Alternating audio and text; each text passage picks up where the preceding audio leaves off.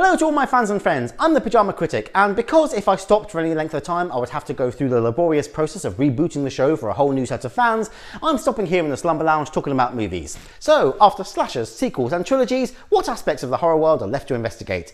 Irrelevant spin-off perhaps? Maybe prequels? Well, the answer is there was no concept that could be explored that would make for a good quality fourth instalment of the franchise, and so the whole thing was laid to rest, until 11 years later when the idea of a remake started floating around the studio, and with it came the realisation that there was indeed a type of horror movie that Wes Craven's meta-world hadn't explored yet.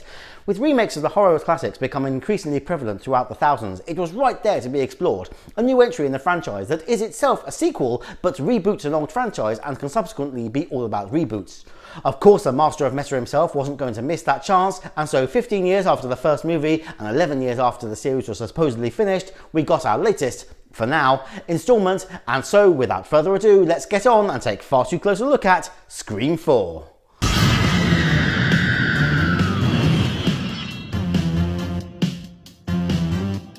Released in 2011, directed by Wes Craven in what would ultimately prove to be his final movie, with Kevin Williamson returning to the writer's chair, once again starring Neve Campbell, Courtney Cox and David Arquette. Were you expecting me to refer to him some other way? I had to leave that behind when the trilogy ended. Jokes work in threes. The film tells a story of a new wave of masked killings by a person or persons unknown who are trying to restart the real-life horror movies that made their hometown so famous over a decade ago. We kick things off in a standard Scream fashion with a 30-year-old teen girl at home ready to watch a horror movie with a friend, getting the typical harassing phone calls, but ignoring them in favour of discussing her friend's social media stalker, thereby bringing the concept up to date. The Facebook creep reveals himself to be the person calling and knocking at the door, and it all leads up to this opening double kill.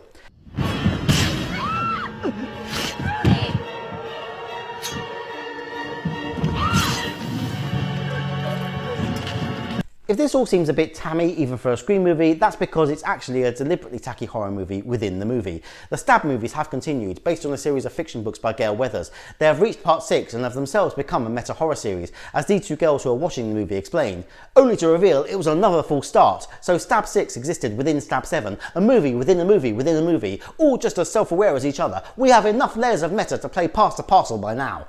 Mini spoiler, we are into the movie itself now, so these girls are being harassed by the newest Ghostface, who makes no secret that he is out to bring a movie to life. Is this Trevor? Do I sound like a Trevor to you?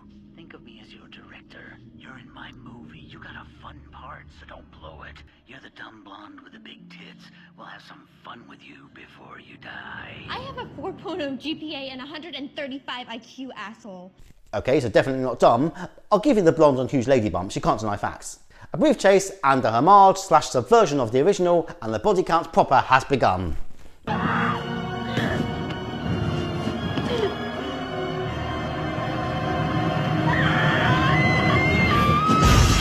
Next morning and we see Sydney Prescott, played by Neve Campbell, arriving back in her hometown of Woodsboro, where she quickly discovers the local kids take the massacres of 15 years ago less than seriously. She has, however, made real progress in putting her traumas behind her and moving on, having written a successful book on the subject, and is here for a signing accompanied by her publicist Rebecca Walters, played by Alison Brie. Across town, we are reintroduced to Dewey and Gale, played by David Arquette and Courtney Cox. For once, their relationship works between movies, as they are happily married. Part of that may be because Dewey is now acting a lot more grown up.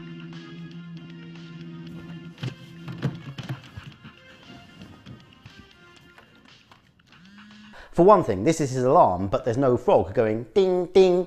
For another, despite the hints in the last two movies that he had lost his badge, we find that was all talk. He did indeed continue with his career on the force, and is now known as Sheriff Riley. Moving right along, it's time to meet our new kids. First we have this pair of girls, Kirby Reed, played by Hayden Panettiere, and Sydney's cousin Jill Roberts, played by Emma Roberts. They are quickly joined by Olivia Morris, played by Marielle Jaff, as they carpool to school and the calls start coming. I said, who is this? I asked you a question. What's your favorite scary movie? I'm hanging up. No time to dwell on that. If Dewey is now the sheriff, he needs a deputy. And here she is, Judy Hicks, played by Marley Shelton. She's an old school friend of Sydney and admirer of Sheriff Dewey, in every possible way. No, I wish I'd been old enough to be a part of the force when you were solving those crimes. Those intense investigations that really bond relationships. While they get an urgent call, Gale is in her office at home looking for inspiration for her first novel outside the realm of Stab. I have no fucking idea what to write. Well, try writing a full synopsis and chapter plan. My husband's a novelist, and he can tell you that if you just start writing chapter 1 without knowing where the book is going, then you have little chance of coming to a satisfactory conclusion, and if you do finish the book, you're likely to leave many dangling plot threads. Also, have some self-respect and don't write and watch TV on a Mac. As Jill and her friends arrive at school, we meet the boy half of the teen cast, and we actually get some character traits this time. First we have Robbie Mercer, played by Eric Cudson, an aspiring vlogger filming his high school experience and trying to turn it into a reality show. His friend Charlie Walker, played by Rory Culkin. Yes, Culkin is in that family of actor brothers who live in the shadow of the middle one. He runs a film club and has a desperate crush on Kirby, who doesn't rebuff him, but doesn't react to him in any other way either. Finally, Jill's ex-boyfriend Trevor Sheldon, played by Nico Tortilla. He's desperate to earn the forgiveness and make things up with Jill, but it's not going to happen because... When you tell someone you love her, she gives you everything, and then you just go out with someone else, that is not letting her go, that's dumping her.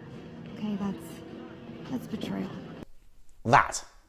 Back to Sydney's book signing, and the reunion we were all hoping for is sidelined by news of the murders. To make matters worse, they are searching for the victim's missing phone, traced back to this bookshop, and ultimately...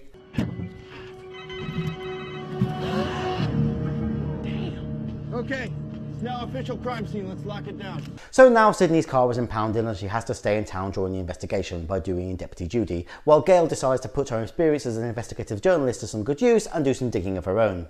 Now she's going to be staying in Woodsboro longer than planned, Sydney stays with her aunt Kate, played by Mary McDonnell, a character not seen before, who gives Sydney a parental connection as her father is once again absent without explanation. Dewey provides round-the-clock police surveillance that doesn't help Sydney or Jill feel safe, as they encounter first Trevor, then Deputy Judy, sneaking around in the dark, emanating an air of suspicion and generally acting like anybody watching would expect a mysterious masked killer to act. Jill is sat in her room with Kirby watching a horror parody, so mixing things up slightly from the old formula, but the call goes the same way. Shaun of the Dead. How did you know that? Because I'm standing in the closet. Killer makes threats, girls don't take him seriously, ultimately Ghostface comes out into the open and makes his move. I never said I was in your closet.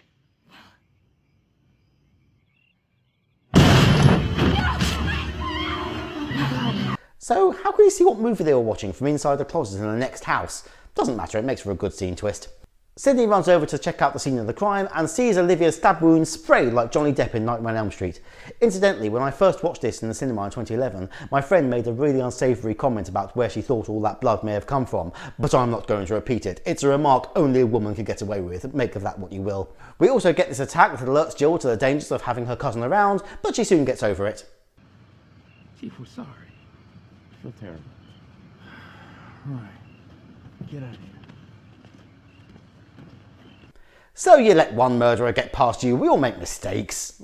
In a scene that makes me not want to meet my husband's literary agent, Sydney has a big fallout with hers over Rebecca's lack of empathy and fires her on the spot, leaving Rebecca only good for one thing: being the next victim. This is Rebecca. Sydney Prescott, please. I'm handling Miss Prescott's calls and appearances. May I take a message?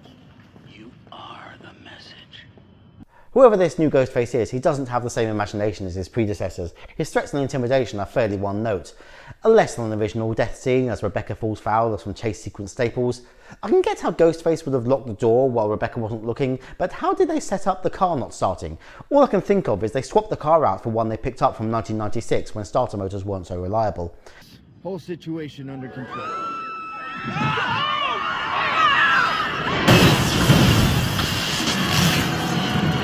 Okay, so that was a good addition. Yes, that's right, make sure you confirm you're too late, she's dead. Next day, Sydney and Gale visit the school's film club run by Robbie and Charlie, who serve as a joint substitute for Randy here, as they give their theories and expound on rules together. Seems they believe this latest attempt to bring a horror movie to life is attempting a remake. They largely say what I have said in earlier versions, about how subversion has become the new standard. The unexpected is the new cliche. Yeah, you gotta have an opening sequence that blows the doors off, dial up some flashy music video direction, and the kill's gotta be way more extreme. So the reverse has become the new standard. In fact, the only surefire way to survive a modern horror movie, you pretty much have to be gay. I also don't think that works as a rule. The way it cuts to Kirby at that point in the scene, and her overall look and demeanour, can you blame me for shipping Kirby and Jill when I first saw this? They also neatly set up the final act. A little too neatly, considering some of the rules they just laid out. Okay, so do you know of a party that's happening tonight? Well, there's Stabathon. No, I really want the location. You know, it's kind of an underground thing. Email invites, pretty secret. Not sure what the significance is of them refusing to tell Gale where the party is, because she immediately finds and crashes it with no consequences. Maybe it was just to have some consistency with the first movie by having her show up uninvited to film incognito, as she is sure this is where the killer is going to strike next. Also, renting that location and going to these lengths to make this party, I don't see how they ever plan to keep this secret from anybody. As our hosts grace the stage, seems film geeks are the rock stars of this school. Where was this school when I was a teen? It's time to get 12 to 14 hours of solid movie rolling. Supposedly Matthew Lillard from the first Scream is in this crowd somewhere, but I've never been able to spot him.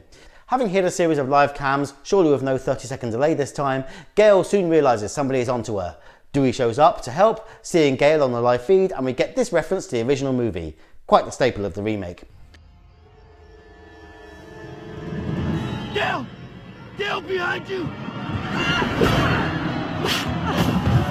But you may ask, with Dewey rushing Gale to the emergency room, Sydney and Jill nowhere near the party, then how can this be the setting of the final act? Of course it isn't. It's a false finish. This killer has had more years to prepare, seen a lot more movies than Billy, Stu, Mickey or even Roman, and is so able to play the victims like a maestro. Remember, the Prescott-Roberts family are all in one place, and that is the killer's real target. They easily dispatch the two clueless surveillance officers.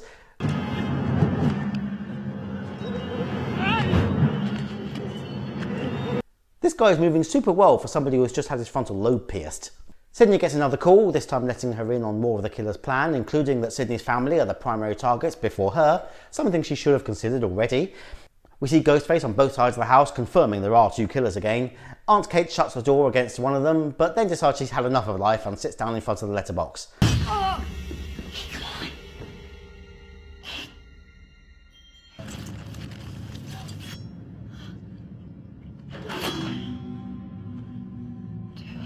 No time to grieve, Sydney goes to find Jill, who has gone to meet Kirby at her remote house in a deserted part of town. Robbie and Charlie have ended up there too, and even Trevor shows up, claiming to have been invited, which all the others deny. Meaning all are gathered for the real ending, so it should come as no surprise, we're entering the spoiler section of this review. Here I go talking about the ending of this movie, so if you haven't seen it yet and don't want to know how it ends, then skip to this time code. For those of you still here, Kirby has some surprising revelations. First, that she is straight, and second, that she actually does like Charlie. Though, to be honest, just look at him. This guy's the closest thing Kirby could find to a woman with a penis. Trevor blunders in, and while he's ruining that moment, Ghostface is in the garden ruining Robbie, and proving that he doesn't always stick to the rules. I'm gay. I'm gay. It helps. Sydney arrives, Ghostface makes his move, and either Sydney has been going all out every gym leg day, or the new killer is feather light. While hiding in the garage, Sydney and Kirby see Charlie outside, but won't let him join them out of fear he might be the killer. Charlie immediately has his innocence proven in the traditional way, and is set up thus, bringing this series full circle, back to the very beginning, as Kirby is called by the killer and is tasked with saving his life with her movie trivia. Name the movie that started the slasher craze. Halloween, Texas Chainsaw Massacre, Last House on the Left, or Psycho? Psycho! None of the above. Peeping Tom, 1960. I confess I didn't get that one. I mean, I knew the list was Misdirection, and it was none of those, but I said A Bay of Blood, a forgotten gem from 1971. I didn't consider Psycho a true slasher, and Peeping Tom was a new one on me. Really need to look that one up. Ultimately, the game turns out to be for nothing, as Kirby gets a chance to save Charlie, only to be stunned with this heel turn. This is making a move. 4 years of classes together, and you notice me now? So if she'd made her move just 2 days earlier, it would have made all the difference. And I thought my friend had it hard when the guy she asked out laughed at her. Of course, it's clear at this point, unless Charlie can teleport, that there is another killer who gets one more hit on Sydney before unmasking. Did actually surprise me. I thought creepy suspicious Trevor was going to be a double bluff. The killers make their traditional expositional speech and announce their plans for the ending. They even took the time to dress Trevor like Mr. Prescott for the full effect callback. This finishes the remake motif, as the end of the remake typically mirrors the original, but often with some added element that brings it more up to date with the modern world. In this case, the killers have been filming all the murders and uploading them to an unnamed video sharing platform. Sure, they didn't want to name the obvious one, as they wouldn't want to suggest that our mothership would allow such videos on their site. Ultimately, Trevor is going to take the fall and be left looking like he and Sydney finish each other off. Officially, Jill is doing this to steal Sydney's fame, but there's also some revenge thrown in. I am not the girl you cheat on. Ooh, have mercy. That's better. One more moment of self-awareness as they reveal that they plan to use the trick not seen since the first Scream, but Charlie references how all survivors get hit in the same place. Come on. Shoulder me, shoulder me, shoulder me, get it up! Was there anybody who didn't see that twist coming? Keep the hands up, I want to count. My friends? What world are you living in? I don't need friends. I need fans. Hey, a good vlogger loves all our fans and friends. Jill appears to take down Sydney, then we get this slightly drawn out sequence of her making it look like a struggle. Gets rather Fight Club inspired towards the end.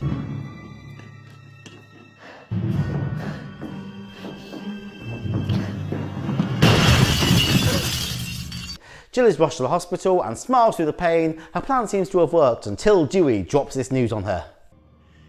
They think Sydney just might make it. What? Look, we don't know yet, but she's hanging on. This, along with Dewey's late realisation of what's happened here, leads us to a final confrontation in the intensive care ward. Two women who look similar because they're playing cousins, dressed in matching hospital gowns, getting into a tussle. Can anyone see any reason why viewers might have trouble following who's got the upper hand in this fight? No, that's all good. Dewey tries to save her.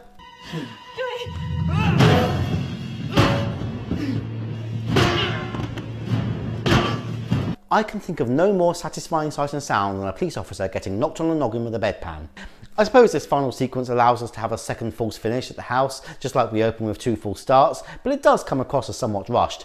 Deputy Judy shows up, gets shot. Gale draws Jill's attention away, and Sydney proves even more resourceful than usual in stopping her. Clear. Clear? Clear. Deputy Julie is still alive. Of course the killer isn't really dead, so needs to be stopped with a headshot, and we end with one more subversion, as for the first time in the franchise, the press are not acting on fully up-to-date information. Jill Roberts is her name, a name the whole world will now know. Who single-handedly put a stop to this 21st century Woodsboro killing spree.